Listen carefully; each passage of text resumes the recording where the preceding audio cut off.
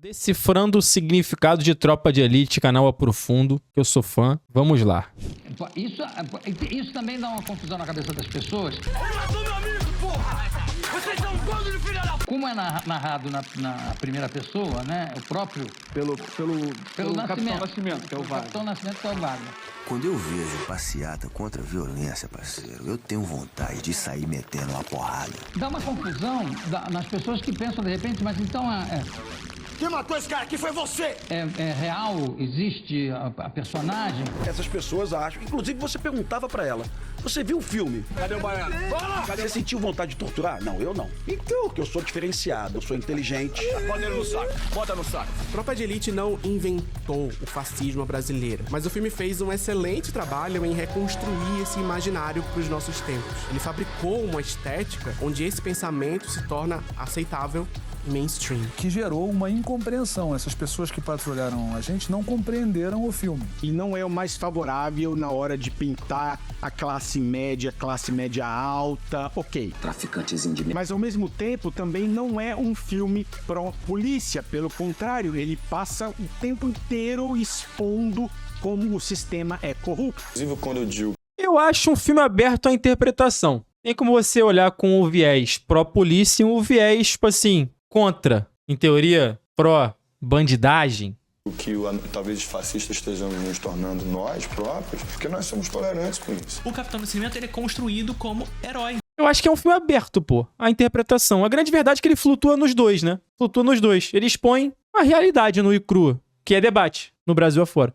No máximo, um anti-herói, fazendo com que se propague no senso comum discursos como bandido bom e bandido morto. Porque há uma parcela grande da sociedade que, quando vê Tropa de Elite, por exemplo, acha que aquilo é isso mesmo. Porque muita gente vê no filme, vê o filme como uma defesa dos métodos do BOP, né? Sendo que pessoas... Porque, por exemplo, é foda, né? Vou falar aqui antes, a gente vai debater depois, né? Pô, eu acho que o Tropa de Elite, durante boa parte do processo, é uma crítica clara, aos políticos e à polícia. Clara, absoluta, tá ligado? Ele bate o tempo inteiro os políticos e na polícia. O tempo inteiro.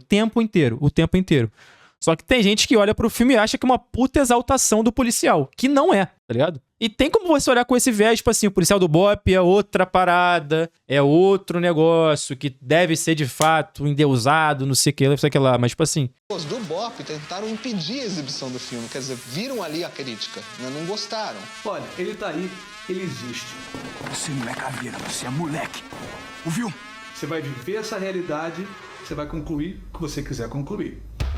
Tropa de Elite é um marco no cinema nacional e gera discussão até hoje. É um filme fascista? Ele justifica a violência ou ele critica a violência? Ele fala mal da polícia ou ele glorifica suas atitudes? O Capitão Nascimento é um herói ou é um vilão? E existe resposta certa para essas perguntas? Para me ajudar nisso, eu trouxe um dos maiores experts em storytelling aqui do Brasil e também um dos meus youtubers favoritos, Jurandir Gouveia. Para finalmente desvendar comigo qual que é o verdadeiro significado de Tropa de Elite, pega uma pipoca que hoje o vídeo é especial. Pô, eu tô contigo ou tanto faz? É um filme real. E, pô, a gente mais do que sabe que a realidade hoje é pautada em debate, né? Em polarização. Não tem como você enxergar por um viés e pelo outro. Depende da tua ótica, do teu ponto de vista, tá ligado? É isso aí, pô, é um filme real. A realidade, ela retrata problemas em todas as partes. Todas. Todas as partes têm problema. Não tem nenhum mundo perfeito. Nenhum.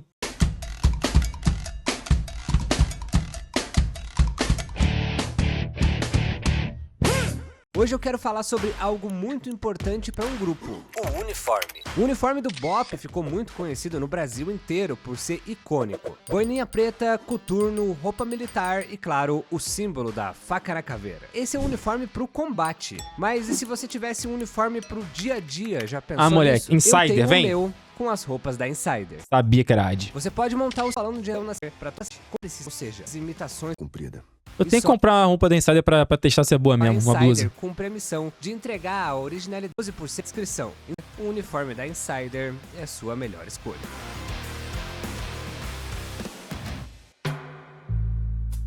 Pra gente começar a montar esse quebra-cabeça, precisamos entender um dos pilares pra estética, crueza e desenvolvimento do filme. Valeu, Tardinho, obrigado, meu rei. José Padilha. Ele nasceu em 1º de agosto de 1967 no Rio... Junto comigo, mané. Caralho. 1º de agosto também. Tá aí. De Janeiro. Desde moleque, Padilha conta que existiam 2 Rios de Janeiro. O da TV e o das revistas, e o Rio de Janeiro de verdade. Essa vivência de alguém que entende o Rio com todas as suas complexidades e controvérsias fez Padilha ter uma visão apurada e pragmática sobre a cidade maravilhosa. Em 1997, ele abriu uma produtora de vídeos com o fotógrafo e diretor Marcos Prado, a Zazen Produções. Decidiu então produzir e roteirizar documentários que mostrassem a realidade carioca que poucos enxergam. Depois de alguns outros trabalhos, Padilha decidiu fazer uma reconstituição de um dos episódios mais violentos do Rio de Janeiro. E ele é bom, mano, o Padilha, tá? O ônibus 174, que foi filmado e transmitido ao vivo pela televisão. O documentário, tenso e com uma estética brutalista, virou um marco na carreira de Padilha até então, chegando a voos incríveis como ter vencido o Emmy Awards de 2005 como o melhor documentário. Então, Padilha pensou em dirigir outro documentário, dessa vez sobre o Batalhão de Operações Especiais, o BOPE, mas enfrentou dificuldades para obter depoimentos sinceros de policiais sobre o dia a dia da corporação.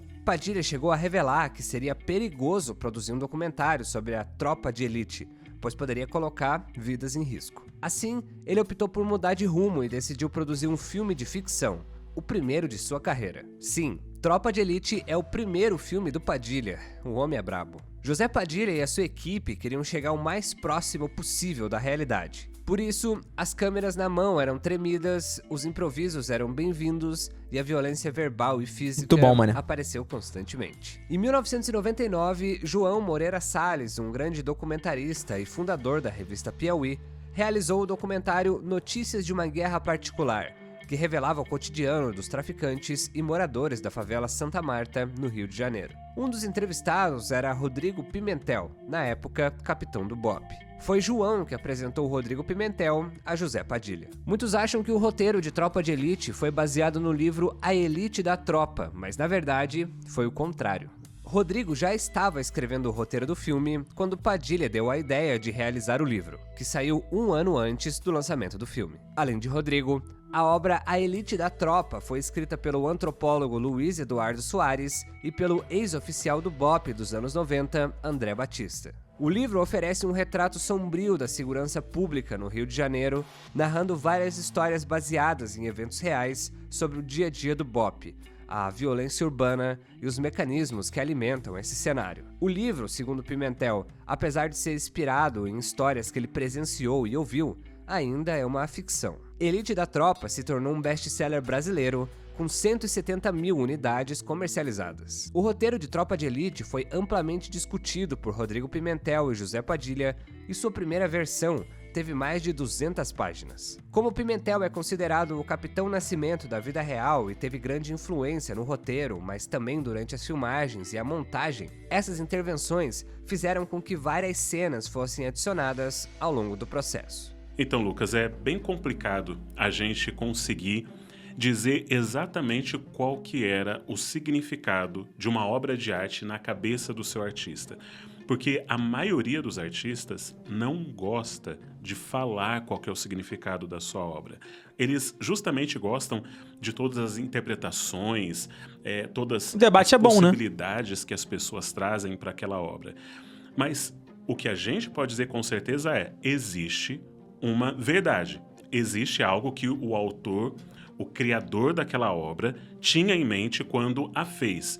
Porém, como ele não revela qual que era essa intenção, o público acaba sendo livre para fazer suas interpretações. O público é livre sempre para dizer, olha, esse filme significa tal coisa para mim. Olha, quando eu assisti tal filme, ele me impactou dessa forma. O que o público não é livre para fazer é dizer, o autor queria dizer isso. Bom, aí você vai ter que fazer uma análise bem mais profunda. Você vai ter que entender a obra completa do autor, vai ter que ver as entrevistas que ele deu, como que ele normalmente faz as referências dos filmes dele, como que ele normalmente trabalha a filosofia de mundo dele. Então são várias questões que é aquilo que a gente chama de hermenêutica, são as regras de interpretação que você aplica para uma obra, no caso, uma obra textual. Então, é muito complicado você dizer exatamente o significado de uma obra como entendida pelo seu autor, sem olhar para muitos outros detalhes e fazer um estudo muito mais complexo. Por isso, a maioria se detém a falar, olha, o que eu entendi desse filme, o que ele impactou para mim foi isso. Tipo o que a gente fez lá vendo aquele vídeo sobre o autor do Pecadores, né, que a gente assistiu. E dá pra você, pegando as referências do trabalho que o cara fez, entender de fato qual foi a mensagem que talvez ele tenha tentado mandar, tá ligado? No caso de Tropa de Elite, a gente tem uma situação atípica, porque o criador do filme veio a público dizer qual que era a intenção da sua obra. O Wagner Moura já veio a público dizer qual que era a intenção da obra. E a forma como a obra foi criada e a forma como ela foi percebida foram coisas completamente diferentes. E isso aconteceu por um motivo muito simples, porque o Brasil, ele sempre bebeu de fontes americanas quando a gente fala de heróis.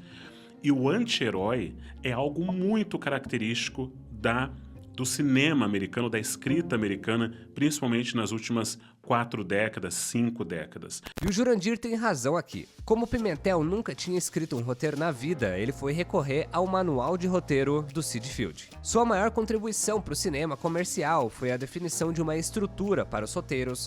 Pô, posso só dar uma pincelada também com uma opinião minha que pode não fazer sentido pra você, mas tudo bem, a minha opinião aqui eu vou falar. Eu acho que o fato do Capitão Nascimento ser interpretado de forma primorosa pelo Wagner Moura, especificamente por ele, que é um ator absolutamente gostado por quase todo mundo, fez com que as pessoas gostassem muito mais do Capitão Nascimento do que talvez elas gostassem se não fosse por ele, tá ligado? Se não fosse o Wagner Moura ali, interpretando, falando, narrando como acontecia o Tropa de Elite, talvez pegasse de um outro jeito. Mas como era ele, as pessoas simpatizaram muito mais com todas as ações que ele teve dentro do filme. Que nem todas foram, em teoria, politicamente corretas, tá ligado? Então, acho que o Wagner Moura deu uma amansada legal, tá ligado? No impacto que teria. Travou.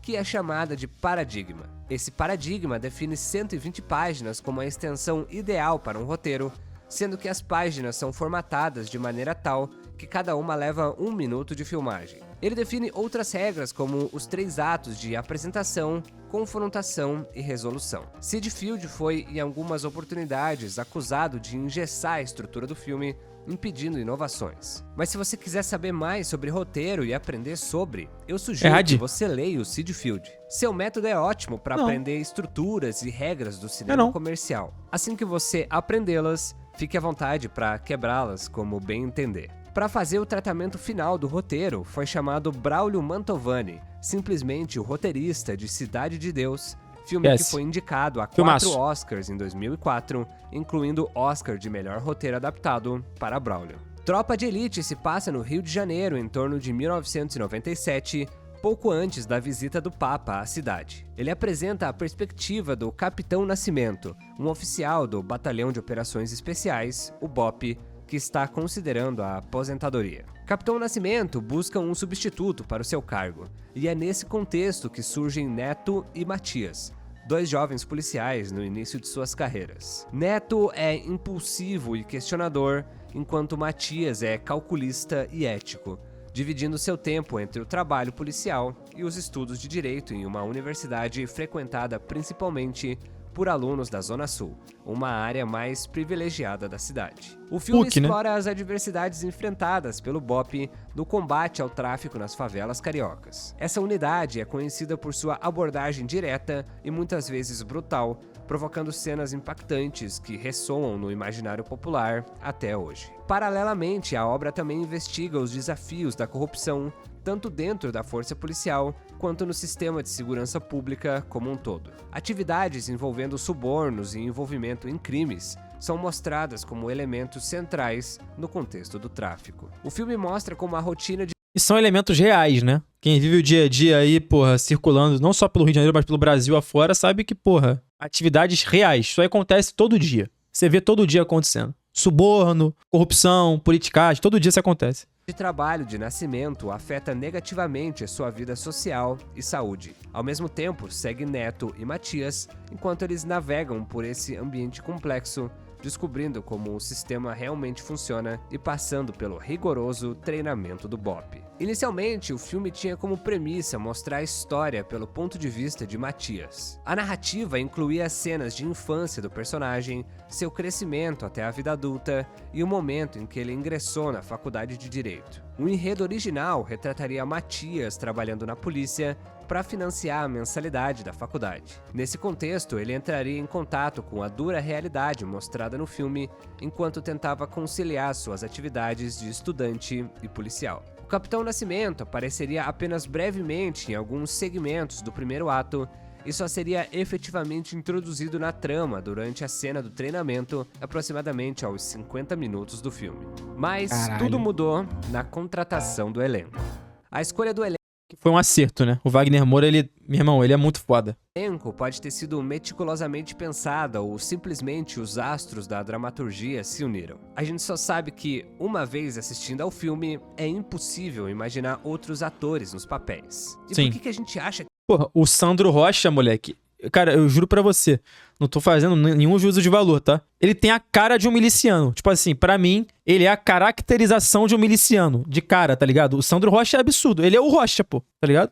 É impressionante, mano. Ele é se miliciano tem uma cara, é a cara dele, tá ligado? É impressionante isso, mano. Parece que foi feito um pro outro o papel. Do Rocha pro Sandro Rocha. Um pro outro, tá ligado? E ele atua bem pra cacete no filme, né? Tem que ser dito. Eu acho que uma das melhores atuações do filme é a dele. Dos dois filmes, inclusive. Que essas atuações são tão reais? Porque esses atores e atrizes foram levados a um potencial... O Fábio é fodástico também, é verdade. Esqueci o nome do ator do Fábio, mano. Qual é o nome dele, mano? Um sobrenome diferente? Esqueci, foda-se. Mas é muito bom também. É Milen Cortez, isso aí, Milen. Ao extremo de realismo na preparação de elenco. Essa aí é a Fátima Toledo. É reconhecido na indústria que um processo de preparação de elenco com Fátima representa um mergulho profundo na psique dos atores, desafiando eles a confrontarem seus próprios limites e emoções. Fátima acredita firmemente que o ator precisa se revelar para o personagem, pois, como ela costuma dizer, a situação é fictícia, o ator não. Seu método é uma abordagem polêmica e controversa. Muitos atores não se adaptam e são contra esse tipo de tratamento intensivo. Fátima chegou a enfrentar acusações de abuso devido aos desafios emocionais que impõe. Segundo a matéria na Folha de São Paulo, um manifesto da ONG Respeito em Cena contra a Violência no Set e que defende ambientes mais saudáveis nas gravações, já conta com mais de 200 assinaturas. Tudo isso veio à tona após declarações da atriz Denise Weinberg ao site Notícias da TV, em que afirma ter sido torturada, pisoteada e xingada durante treinamento comandado por Fátima em 2008, nos bastidores do filme Linha de Passe. Um aspecto crucial do método é fazer com que os atores experimentem as mesmas coisas que os personagens, o que pode incluir situações bem desconfortáveis e até dolorosas.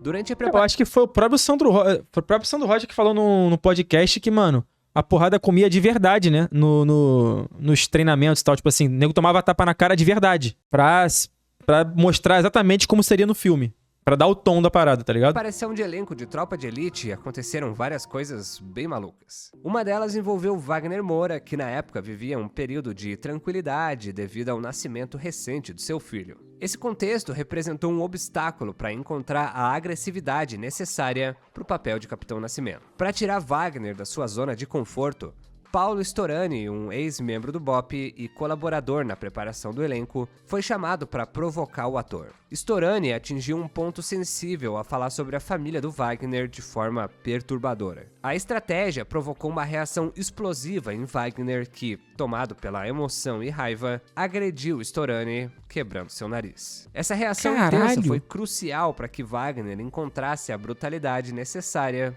para o personagem. O cara tentando ir, bateu no meu peito, voltou. Quando ele voltou, rodou um cruzado de direita, amigo. Deu tempo de levar um pouco da dignidade da minha cara, deixei só o nariz, quebrou o nariz, segurei o cara, vou te matar, filho da... Falei, pronto, Capitão Nascimento. Nasceu ali. Aí a Fátima Toledo, Capitão Nascimento, ele... vou enfiar a porrada! Aí entra os atores, aí entrou o Milen Cortez, ele pau na cara do Milen Cortez. Caralho. Ele, Wagner, que p*** é essa? É Capitão Nascimento, paga a flexão. Foi, caralho. Meu amigo, cara. Outra situação marcante ocorreu com Caio Junqueira, intérprete de Neto. Quando Caio pediu uma pequena folga para descansar, Fátima concedeu mais dias do que o solicitado. Longe de ser um gesto de benevolência, Essa ação tinha como objetivo deixar Caio inseguro quanto à sua permanência no projeto, gerando angústia e incerteza que o motivaram a questionar seu desempenho. Quando retornou, Fátima o enviou de volta para casa, desencadeando uma reação de rebeldia. Caio ameaçou ligar para José Padilha, mas Fátima manteve a sua decisão. Apesar da tensão, esse confronto fortaleceu a relação entre Caio e Fátima e contribuiu significativamente para a construção da atmosfera da tensão que permeia o filme. Além dessas dinâmicas emocionais, os atores passaram por treinamento com membros do BOPE, a ponto de Wagner Moura revelar que, ao final do processo, estariam praticamente prontos para atuar como policiais. Em resumo, a abordagem desafiadora e controversa de Fátima Toledo foi fundamental para extrair performances extraordinárias do elenco, estabelecendo a base emocional e visceral que se reflete de maneira tão intensa no filme, apesar das controvérsias. Durante as filmagens de Tropa de Elite... Moleque, esse ator deve ser uma pica, mano. Deve ser difícil pra caralho, tá maluco. Difícil pra cacete, filho. A produção enfrentou um caso bem inusitado. Em novembro de 2006, a van utilizada pela equipe foi roubada na saída do Morro do Chapéu Mangueira, logo após uma sessão de gravação. O veículo continha 30 armas adaptadas para disparar tiros de festim e 60 réplicas de armas que eram utilizadas nas filmagens. Embora a van tenha sido recuperada rapidamente, o armamento foi perdido. Difícil é ser streamer? Pra caralho também, pô. Tem mais ator ou mais streamer no mundo? Fica aí. 2 dias após o roubo, os assaltantes foram presos, mas infelizmente as armas não foram recuperadas. A liberdade dada aos atores para improvisar tornou tudo mais real aos olhos do espectador. Nessa cena, por exemplo, uma das frases mais lembradas do filme foi improvisada por Wagner. Vai virar bum, bum, bum na laje. Aí o cara vai atirar em você de lá. Bum, bum, bum. Aí você vai virar bum, bum, ator. Tem um na laje e um embaixo, é isso? A situação é negra. Sensacional. E 2 ali, ó. Aí ele tá na contenção de quem tá ali, né? Eu tô aqui. Pá, pá, pá, pá, pá. Apareceu embaixo. Pá, pá. Caiu. Morreu. Gente, caiu lá em cima. Mas olha aqui, ele faz aqui, ó. Ele faz aqui, ó. O tranco vai ser na pegada. Na pegada. Caralho, filho. Sem falar nada, é bom, faz assim, uma sacudida nele sem falar. Vou sacudir. E depois você fala. Essa sacudida diz pra caralho. Então, entendeu? eu vou. Olhar, me dá as duas opções. Dá uma sacudida um pouco. Mano, dá pra perceber que o Wagner Moura, tipo assim, ele não tá interpretando fora das câmeras, mas tá ligado? Tipo assim, o personagem meio que se misturou com ele durante esse período. Eu percebo que ele tá falando que nem o Capitão Nascimento. Ele não precisava falar que nem o cara, tá ligado? Mas ele tá falando que nem o Capitão Nascimento. Ele já tá ali, já tá inserido uma coisa na outra. Caralho, você quer me matar? Tá incorporado, pois é. Faz o primeiro, faz os dois. Aí vai chover, vamos rodar? Vai. Vamos rodar?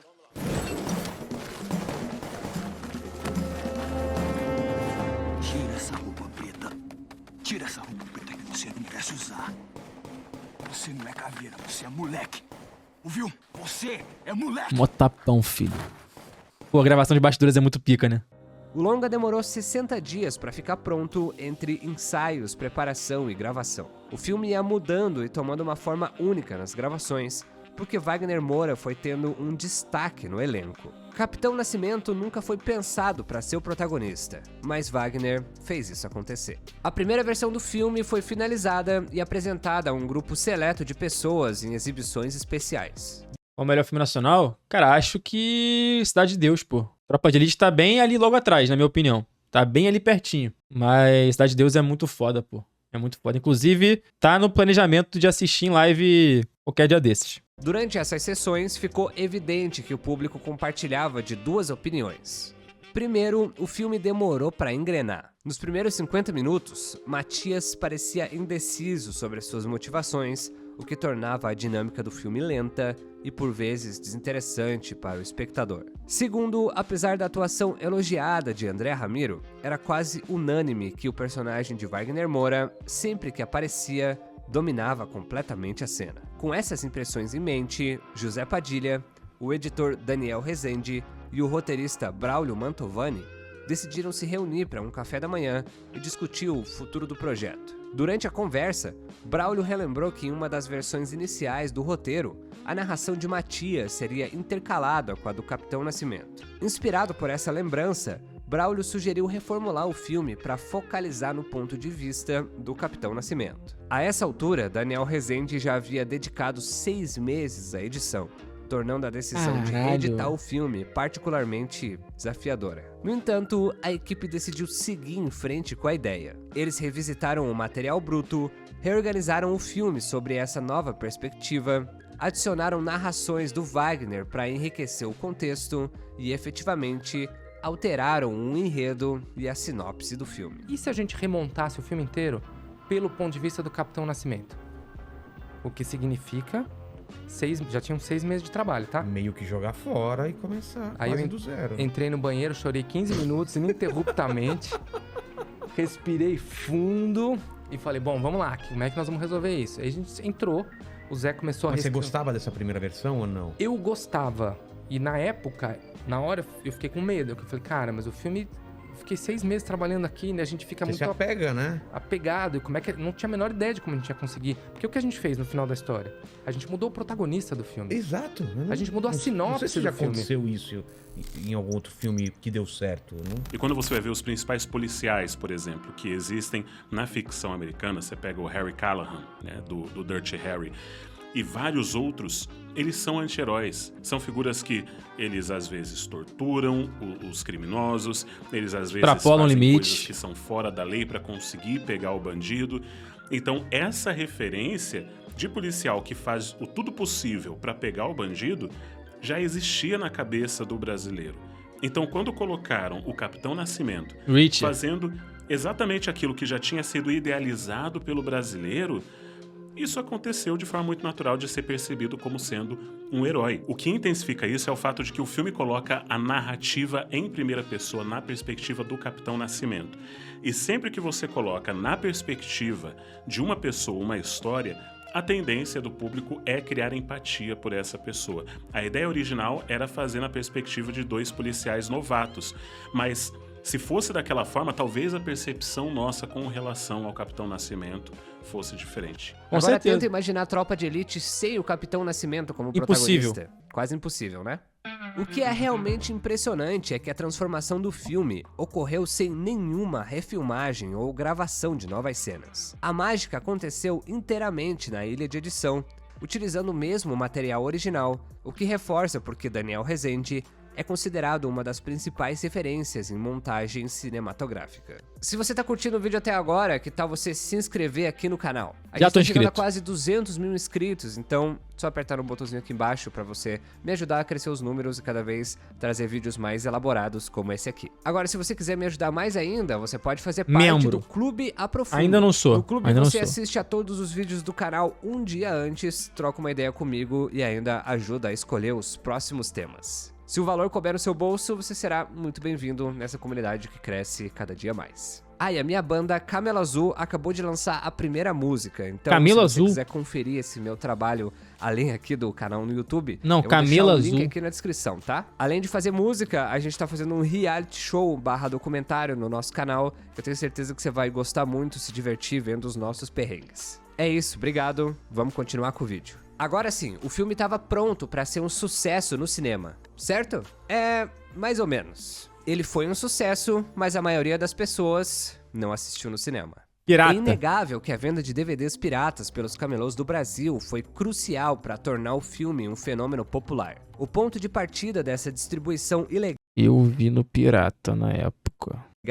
Foi um vazamento durante um processo de legendagem em julho de 2007. Um dos responsáveis pela legendagem compartilhou o filme, desencadeando uma cadeia de distribuição e divulgação boca a boca que rapidamente inseriu Tropa de Elite no imaginário popular. A curiosidade em torno do filme era alimentada pela polêmica e pelas cenas de violência. E pô, nessa época aí a pirataria tava muito na boca do povo, pô, por conta dessa pirataria de jogos de videogame também, tá ligado? Você ia comprar jogo de Play 1, Play 2 desbloqueado, aí comprava lá, pô, um jogo R$5, um jogo R$10 e o caralho, meu irmão, era o auge da pirataria essa época aí, o auge. Tornando a sua exibição quase uma experiência mística. Com o tempo, se tornou praticamente impossível conter a disseminação não oficial do filme especialmente depois que ele também foi disponibilizado na internet. Essa situação levou os produtores a antecipar o lançamento do filme em cerca de um mês, de novembro para outubro. Tropa de Elite atraiu mais de 2 milhões de espectadores aos cinemas, registrando o maior público do cinema nacional naquele ano. Paralelamente, uma pesquisa do IBGE aponta que cerca de 11 milhões de espectadores assistiram ao filme em versões piratas. 9 milhões de pessoas na pirataria. O filme alcançou grande sucesso em festivais internacionais e nacionais. Tropa de Elite foi premiado com um Urso de Ouro no Festival de Berlim em 2008, uma das mais prestigiadas honrarias no círculo de festivais de cinema. No Grande Prêmio do Cinema Brasileiro, o filme recebeu 9 estatuetas, consolidando seu status como um marco no cinema nacional. Os críticos deram notas mistas ao filme, criticando em sua maioria a violência exacerbada e o suposto discurso violento de Padilha. O público amou o filme, e na época foi um estrondo seu impacto na sociedade e cultura pop brasileira. Mas por quê? Por que esse filme? Já vi em live? Ainda não. Mas podemos ver também. Pode entrar no nosso bolo. É porque eu acho que todo mundo já viu, só se vocês quiserem rever, né? Uma interpretação comum de Tropa de Elite é que o filme justifica a violência como uma necessidade inevitável para combater o crime. Essa visão é frequentemente embasada nas ações do Capitão Nascimento. Para muitos... E de certa forma tende a justificar sim, né? É uma perspectiva.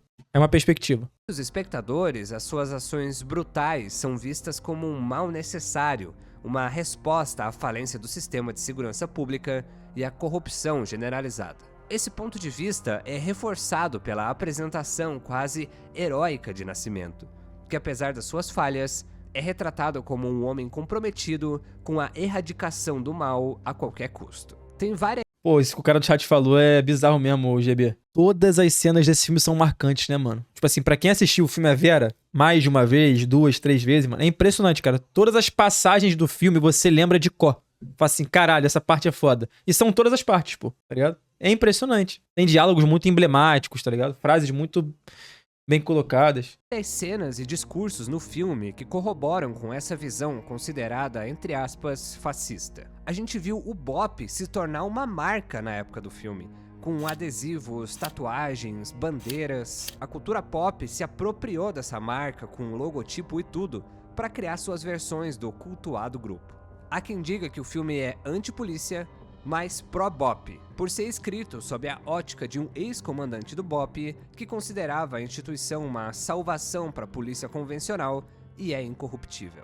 Um ponto interessante da crítica é a cena da discussão na faculdade, onde acontece uma aula de filosofia em um curso de direito e só o Matias tem uma opinião diferente sobre a abordagem policial. Parece pouco realista que, em uma sala de aula cheia, ninguém tem um pensamento mais conservador ou concorde parcialmente com Matias. Isso sugere que todos os alunos privilegiados da faculdade têm perfis e opiniões exatamente iguais. E a gente sabe que não é assim que acontece. Por isso que eu quero que você deixe aqui nos comentários a sua interpretação do filme. Qual a sua visão dele? Porque isso muda de pessoa para pessoa e essa é uma das magias do cinema. Sinta-se à vontade pra gente discutir saudavelmente. É sim. Cara, pior que se a gente falasse em maioria, eu tava com vocês, mas todas não é não. Tem pessoas com visões muito diferentes na faculdade sim, cara. Por mais que ela seja particular. Por mais que... Assim, não estudei na PUC, né? Então eu não sei como é que é o ambiente da PUC. Eu conheço várias pessoas que estudaram na PUC. E sei que tem várias pessoas que pensam diferente. Mas a maioria acho que faria exatamente aquele papel que fizeram ali no filme. Mas uma menor parte talvez tivesse tempo para debater. A totalidade é complicada. Mas o Matias tá ali para ser uma parte diferente também, né? Aqui nos comentários. E tem diferença de curso também, né? Assim, tem uma... Não sei se todo mundo do chat já viveu faculdade, né? E se viveu faculdade, se viveu público ou particular, tem uma diferença grosseira nessas duas experiências. Eu vivi as duas experiências, tanto da pública quanto da particular. É uma diferença enorme, enorme, enorme. Não existe. A faculdade particular está muito mais próxima da vivência de um colégio do que a pública passa perto de estar. Então a particular parece um colégio de pessoas mais adultas, tá ligado? E a faculdade pública é outra parada completamente diferente. Outra abordagem, outra coisa. Não tem nada a ver, tá ligado? Só que em ambos os cenários, depende muito do curso, mano. E as pessoas têm diferentes formas de pensar em cadeia dependendo do curso, tá ligado? Se for pra humanas, tem uma forma bem aceita de pensar, tá ligado? Ali você vai pra exatas, tem outra, entendeu? Tem outra parada, tá ligado? É difícil, é diferente. Contrapartida, outra interpretação sugere que Tropa de Elite é uma crítica feroz à violência e à corrupção. Segundo essa leitura, o filme expõe as falhas do sistema policial e a desumanização causada pela violência institucional. Nascimento, nesse contexto, não é um herói, mas um produto de um sistema falido e brutal. A narrativa, que inclui cenas de tortura e assassinatos cometidos pela polícia, serve para ilustrar a futilidade e a moralidade questionável das ações do BOP. Essa visão é corroborada por estudiosos de storytelling, como Robert McKee, que argumenta que uma narrativa eficaz muitas vezes expõe a complexidade moral dos personagens e das situações, incentivando o público a refletir criticamente sobre os temas abordados. Nenhuma... O UNB é esquerda e a outra faculdade o cara falou chá de direita, mas não tô nem falando sobre direita e esquerda não, rapaz. Eu tô falando sobre a forma de discernir determinados assuntos, tá ligado?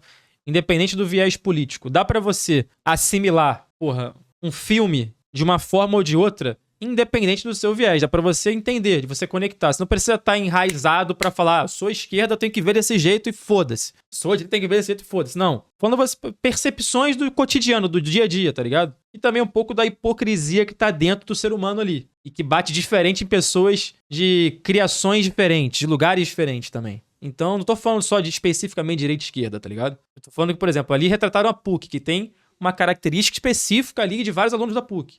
Que quem viveu aí no meio universitário sabe, tá ligado? Mas que não é a totalidade, é a maioria. Então tem outras faculdades que são parecidas. Aí tem a federal, aí tem a estadual, aí tem... É diferente, velho. É diferente. Lembrando que... A obra é obrigada a fazer juízo de valor dela mesma. Quem faz isso é o público. Você tá fazendo uma análise sociológica das universidades e dá pra fazer tranquilamente isso aí.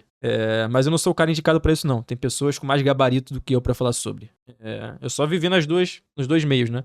Não estudei PUC, né? Estudei na faixa com bolsa, estudei na UFRJ. Dois diferentes. E também tem outra parada também, né? Que vale ressaltar. Faculdade pública hoje em dia também é repleta de pessoas endinheiradas também. Tem que ser dito isso, né? Porque o pobre não tem tanto acesso assim à faculdade pública como na premissa deveria ter. Então, em alguns cursos muda muito a perspectiva. Em outros não muda nada, tá ligado? Em outros não muda nada. Então, porque a nota de corte tá lá no talo, as pessoas dos melhores colégios do seu estado que vão conseguir aquela nota lá, tá ligado? Então por isso que eu falei, muda muito de curso, muda muito de ambiente. Tropa de Elite 2, O Inimigo Agora é Outro, lançado em 2010, amplia significativamente a narrativa iniciada no primeiro filme. Enquanto Tropa de Elite focava principalmente nas operações do BOP contra o tráfico de drogas nas favelas do Rio de Janeiro, a sequência expande o escopo para explorar a corrupção sistêmica que permeia várias esferas do poder. O inimigo principal deixa de ser apenas o traficante, passando a incluir o governo e as suas próprias instituições de segurança. Já falei aqui, né? Eu acho o Tropa de Elite 2 mais foda que o Tropa de Elite 1, tá ligado? Mais foda. Eu acho um filme mais foda, mais completinho, tá ligado? Eu gosto mais. Mas tem gente que discorda e tá tudo bem. Não tô aqui pra impor minha opinião, não. O 2, eu acho... O 2, ele vem pra crítica, assim, pro tapa na cara e apontando o dedo pra cada um ali, tá ligado? O 2, ele é sinistro. É que o 1 ainda tem, tipo assim... Ele é um pouco... Ele pode ser mais impactante, menos crítico na cara dura. O 2, ele vem pra porrada. O 2, ele vem pra não se importar com nada, tá ligado? É a raiz do problema, exatamente. É mais exposição, mais explícito. José Padilha, ao dirigir Tropa de Elite 2, tinha a intenção de encerrar a discussão sobre o teor do primeiro filme, tornando mais explícita a ideia de que o Estado é responsável tanto pela truculência... Esse personagem aqui é do caralho, o Fortunato. Absurdo o personagem, né? Tornando mais... Muito bem interpretado também, né? Todo mundo fala da referência ao Wagner Montes, né? Do Balanço Geral. Eu confesso que eu não assistia Balanço Geral rotineiramente pra conseguir pescar essas referências, mas todo mundo na época falou que era a caracterização ali do Wagner Montes. Mas assim, o ator que eu esqueci o nome dele, interpreta de forma magnífica esse personagem aí. É muito foda. É explícita a ideia de que o Estado é responsável tanto pela truculência policial quanto pela transformação da miséria em violência. Eu entendo que um filme ele é polissêmico, no sentido assim, as pessoas vão receber o filme do jeito que elas quiserem. Ninguém pode contra você. Pode ter uma leitura de um filme e isso é absolutamente natural. Você pode dizer, olhar o Capitão Nascimento e falar, isso aí mesmo, tem que matar tudo, tem que entrar. É a sua leitura. Pô, engraçado que ele falou mais ou menos o que eu falei de uma forma muito mais rebuscada e inteligente, né? Bacana. Parece mais foda. Que ele é também, né? É do jeito que você viu o filme, mas eu tenho que te dizer a minha quando eu fiz. Que você vê uma polícia que tortura, que mata, que entra em lugares e na favela, esculacha o morador. Eu achava aquilo, isso aí, estamos mostrando como é. Sim. E que essa tá errada. Sem vazamentos, o segundo filme levou 11 milhões de pessoas ao cinema, se tornando na época o filme mais assistido da história do cinema brasileiro. A narrativa de Tropa de Elite 2 inclui novos elementos como a corrupção política, o financiamento de campanhas eleitorais, a Essa moleque, fiquei muito puto com essa jornalista na época, mano. Vendo o filme, tá ligado? Ela querendo cada vez mais buscar e, pô, falando assim, caralho, querida, vai dar merda, pô, mete teu pé logo, porra, para com essa porra. Amor à vida em primeiro lugar, não amor à profissão. Não, ela lá, em busca da matéria. Porra, dava muita raiva, mané. Manipulação da mídia e o papel das milícias. As milícias, formadas por ex-policiais e policiais em atividade, se apresentam como protetores das comunidades, mas na realidade são organizações criminosas que exploram os moradores através de extorsão, fornecimento ilegal de serviços e controle territorial. O filme mostra como essas milícias se infiltram nas estruturas de poder, sendo protegidas por policiais corruptos e contribuindo para a perpetuação da violência e da desigualdade. Roland Barthes, em seu ensaio A Morte do Autor, argumenta que a interpretação de uma obra de arte não pertence exclusivamente ao autor, mas também ao público que a consome. José Padilha, apesar das suas intenções ao dirigir o filme, não pôde controlar completamente como os espectadores irão interpretar a narrativa.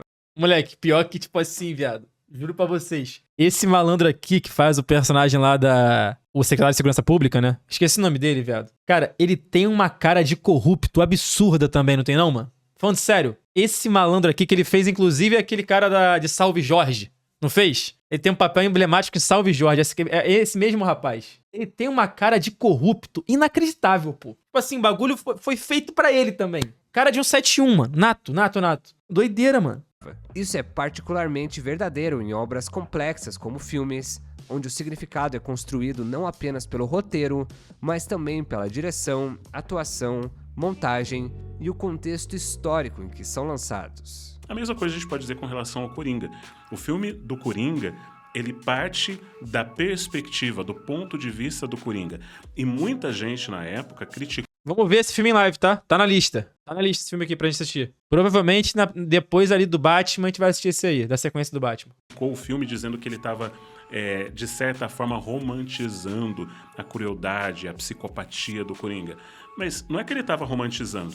Quem romantiza é quem assiste na perspectiva do vilão e daí começa a sentir essa empatia que é natural quando a gente se coloca no lugar de praticamente qualquer pessoa, quando a gente olha a fundo quais são as motivações, o que realmente levou a pessoa a fazer aquilo, não justifica as ações, mas você começa a pensar, acho que eu tô começando a entender o que passou na cabeça desse cara. Então, a mesma coisa aconteceu com o Capitão Nascimento. A gente começa a entender tudo o que está passando, os conflitos na casa dele, a esposa, os conflitos no trabalho, como que é a criminalidade, a tentativa dele de solucionar isso. A vontade dele parece ser legítima, parece que ele tem uma intenção muito positiva, real. Então, a gente pode até questionar os métodos, mas os objetivos parecem ser bons. Então o Capitão Nascimento se tornou uma figura realmente muito complexa em um anti-herói, porque existe uma dissonância entre aquilo que ele é e aquilo que ele quer fazer. Ele quer fazer algo bom, mas o que ele faz para conseguir aquele algo bom, os meios que ele utiliza são questionáveis, são contra a lei muitas vezes, distorcem aquilo que a gente conhece como sendo a moral pura e ideal. Então ele se torna essa figura bem complexa. Tropa de Elite, tanto 1 quanto 2, foi a primeira história que realmente conseguiu cativar boa parte da população brasileira, porque Tem uma narrativa que se assemelha em muitos sentidos à narrativa do storytelling americano, que a gente está acostumado mais a ver, e por isso por essa familiaridade, a gente acaba gostando bastante. Bilheteria lotada no meio da tarde. Muita gente nessa fila veio ver o mesmo filme, Tropa de Elite. Passa no momento. Tropa de Elite 2 está em cartaz em vários cinemas. E o público é bem diversificado. Tem desde adolescentes a pessoas mais maduras. Todo mundo com muita expectativa. Eu acho que o segundo vai ser bem melhor. Mas quem chegou em cima da hora descobriu que não poderia assistir o filme hoje. O motivo está explicado bem ali, olha só. É que os ingressos para as 8 sessões do dia estão esgotados. Caralho. Mas principalmente porque conseguiu criar uma figura, um nome. Capitão Nascimento passou a ser algo conhecido, um nome conhecido, uma referência, se tornou meme muito antes da gente... Mano, se o Padilha lança um Tropa de Elite 3 ano que vem, esquece. Explosão de bilheteria mundial. Mas ele não vai lançar. Pô, o brasileiro gosta muito de ver a realidade sendo retratada nua e crua, pô. Tanto que os jornais da TV são isso aí, pô. Só tem tragédia o tempo inteiro, o brasileiro consome isso. E se o filme for sobre o cotidiano, o dia a dia trágico do povo brasileiro, vai pegar, não tem o que fazer. Todo mundo ama isso, pô. O Brasil é isso, pô. A gente conheceu os memes da internet, ele já tinha se tornado meme com suas frases. Ele não pisa no Brasil? Eu sei. Ele já deu entrevista, a gente já sabe que ele, pô, já foi ameaçado, porra, inúmeras vezes e tal. Não vai acontecer. Tô falando que, tipo assim, o Tropa de Elite é um filme marcante porque é um dos poucos filmes que traz o Brasil pra tela, tá ligado? Aí, toma. Isso aqui é Brasil. Isso aqui é, no caso, é o Rio de Janeiro, tá na tua cara aqui, ó. Isso aqui é a realidade de muita gente. Toma. Então, pega muito, pô. Frases de efeito, seu jeito de agir, porque o personagem foi muito bem construído. Por isso que Tropa de Elite se destaca de outros filmes brasileiros. Você pode falar vários filmes brasileiros. E tem uma outra coisa que nessa época aí não tinham as plataformas de streaming aí, porra, ditando o ritmo da coisa, né? Então, tipo assim, filme você via no cinema, tá ligado? Quando lançava. E é ali que tava o teu filme. Então, meu irmão, não tinha essa, tipo assim, sai uma produção secundária no Prime Video que pouca gente vai ter acesso. Ou então vai ser no Disney Plus, uma série brasileira, no Globoplay, que pouca gente tem acesso. Ou vai ser no Netflix, que pouca gente tem acesso. Então, tipo assim, não é a mesma coisa você lançar hoje em dia um documentário, uma série, que não vai pegar tanto. Por exemplo, quer ver uma série que se fosse filme, pegaria muito na época que lançou Tropa de Elite? A do Jogo do Bicho, Globoplay, o Vale e o Escrito. Se você transforma essa porra num filme e lança na época do Tropa de Elite, ia pegar e arrebentar todo mundo. Mas não foi tão popular assim a série, por quê? Tá no Globoplay. Nem todo mundo tem acesso, tá ligado? Mas também escracha Rio de Janeiro. Escracha, tá ligado? Então, assim, é foda. Não pega tanto quanto pegou Tropa de Elite, porque lá naquela época era isso aí. Filme, cinema. Ponto. No máximo, você alugava na Blockbuster lá pra assistir um filme depois, o DVD, entendeu? Qual é o nome da série? Vale o Escrito. A gente assistiu aqui em live, inclusive. Foi a primeira coisa que eu vi na Kik de documentário. Fantástico documentário. Do Globoplay. É pesado também. Fala sobre o Jogo do Bicho no Rio de Janeiro. Mas é muito foda. Muito foda o documentário mesmo. Assim. E quem não assistiu, assista. Se quiser perder um tempinho com coisa boa. Mas você vai ter dificuldade de lembrar do nome do seu protagonista na maioria deles. Isso não acontece só com filmes brasileiros, vários filmes americanos têm esse problema. Um filme, para conseguir ser depois eu vou dar uma olhadinha. o suficiente, ele tem que deixar o nome do seu protagonista na memória das pessoas. E como a gente ainda lembra do nome do Capitão Nascimento, a gente ainda lembra do nome do Matias, isso significa que eles conseguiram criar uma história que se propaga, uma história que dura muito mais tempo do que as histórias pequenas que a gente vê por aí. É uma história que ela ressoa e se torna, de certa forma, a gente pode dizer, um clássico do cinema brasileiro. O filme gera tanta discussão porque aborda um dos temas mais polarizados e urgentes do Brasil, a violência e as formas de combatê-la. Apesar de vários significados, não dá pra dizer que Tropa de Elite é um filme fascista. Essa denominação é tão pobre que não faz jus à complexidade da sua narrativa. Se Tropa de Elite fosse um filme fascista, ele seria um filme burro, vazio e descartável. É essa capacidade de refletir uma realidade dura e polarizada que faz de Tropa de Elite uma obra tão significativa e debatida, reafirmando a ideia de que o significado de uma obra de arte está em constante construção e renegociação entre o autor e o seu público. O filme gera tanta discussão porque o problema... É muita cena marcante. Essa cena aqui dos caras discutindo a operação, mano, do Papa, é um absurdo de fora essa cena também. Um absurdo de fora essa cena, um absurdo. Que é mostrado ali de forma crua, violenta e fria, não é novidade. É o que a gente vê nos noticiários todos os dias, nos discursos dos políticos, nos debates em redes sociais e para muitos é o que se vê na porta de casa, na rua, no bairro. Tropa de Elite é discutido até hoje porque o problema que ele escancara, mesmo 17 anos depois do seu lançamento, ainda tá bem longe de ser resolvido. O sistema é foda. Cara, é foda que esse filme aqui, o Tropa de Elite, ele é muito atual, pô. Tá ligado? Tipo assim, é um filme que você pode assistir ele em 2003, 4, 5, 6, 7, 8, 9, 25, 26, 30, 35, 2040. Ele vai estar retratando, tá ligado? O que você tá vivendo. É atemporal, né? É isso aí. Tem jeito. Me faltaram palavras, vocês vieram pra me complementar. Obrigado. Assistência, né? Essa assistência. Ainda vai morrer muito inocente. Essa parte aqui é muito foda, né? O sistema é foda. Oi, meu nome é Lucas Seixer, eu sou jornalista e criador de conteúdo. Se você gosta dos assuntos... Excelente canal, hein, mano? Pô, caralho, aí, viu? A bola de segurança tava aqui. Só tem vídeo foda.